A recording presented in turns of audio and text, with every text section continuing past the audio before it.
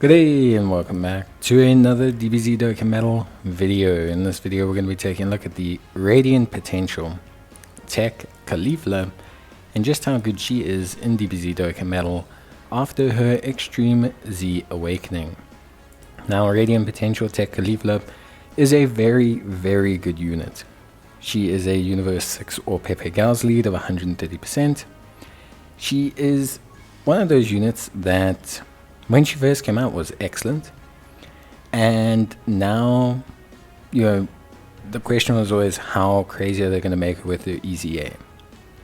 So the big thing with her is obviously she has that basically full-on evasion. So she gets 8% per Universe 6 or Pepe Gals category ally on the team. What that means is she gets 16% per character that meets both requirements. So for example, just having her and having Strength Kale and AGL Kale means that you already have 48%. And if you take another friend, AGL Kale lead, you're already up to 64%. So she has a very high level of natural evasion.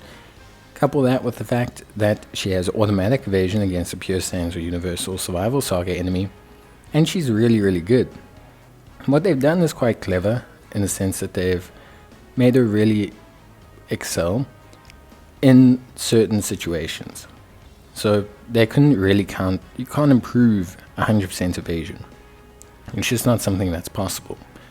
But what she does have is she's got all allies attack of 16% for 2 turns after she has evaded 6 or more attacks in battle, which I think is very good. So it means that she can give a buff to Universe 6 category allies if she is able to evade, which I think is excellent. Then she gets an additional attack of 160% and then guaranteed additional if you have a Kale on the team or attacking in the same turn. This is also very good because what this means is that she's quite reliable when it comes to additional supers. This means you can then build her full crit, which allows you to kind of take advantage of her stacking attack and defense and her huge attack stats when a Kale's on the team. Now you're going to see her attack stats with a Kale are pretty good. We're talking starting 5 million, then 6 million, then 7 million, all very solid. Without a Kale, it obviously understandably drops down, but she still has a lot of merit. Even without a Kale in rotation, she can still in theory provide a 16% attack buff. She can still in theory provide her evasion, so she's really good from that perspective. I think the big thing with Caulifla is that, events where her evasion is disabled, she's obviously not going to perform as well as events where evasion is not disabled. That's not something you can adjust. That's not something you can change. Realistically speaking, that is just something that you kind of have to accept when it comes to Teq Caulifla. She is just one of those units whereby if they disable evasion, she's not going to look as good as she would if evasion was up. Evasion is such a huge component of her kit that removing it does obviously disarm a lot of her benefits.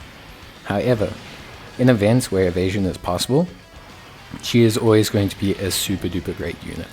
She is nigh on invincible. If evasion is active, she is, no jokes, the best positional unit in the game. If evasion is active, she can be literally the best unit, well not the best unit in the game, but she can't be hit. She cannot be hit. On a Universe 6 team with evasion active, she cannot be hit, which, for most people would be considered pretty good. And it's just one of those benefits that I think she really excels at. So I really like her. I think she's excellent. I think they did her EZA well. I think it's very difficult to improve on a unit that so universally was liked across the board and still has such use today. Using her in content is incredibly useful still. Like you can take her into, for example, Ultimate Clash against Vegeta, and you can throw her in and she automatically dodge. Any event that has a Saiyan, she basically will be incredibly useful for. She will dominate that event. She will, control that event. She will be just an exceptional force of providing you with escape from damage. And so I think, for me, definitely there is a sense that it was always going to be difficult to improve on her. I think what they've done is smart. They've given her some situational abilities like the attack support based on the amount of evasion, which I think is good. I think it's something that's going to enable her to have some utility beyond just being an evasion unit that's tied into her evasion. And then they also gave her a really good strength boost offensively when there's a Kayle on rotation. And as you know, she has a very good running partner in the form of Strength Kayle, who's an exceptional unit that honestly is almost as good as her in a lot of ways. And that Strength Kayle and her are going to function really well together. They're going to do a fantastic job. They link great. And any Kayle, now that you have the AGL 200% lead for the 6th Universe 6 unit, that AGL Kayle, she's going to be an exceptional unit as well. She can trigger the passive. She thrives with having Teq Caulifla in the team. So yeah, for me, there's definitely, I have to be honest, I think, Teq Caulifla's EZA was done really well. I truly think she's been done exceptionally well. I think at a rainbow level, obviously she looks impressive. I think the raw stat numbers are pretty good. Obviously not good enough to tank supers, that's just not the case.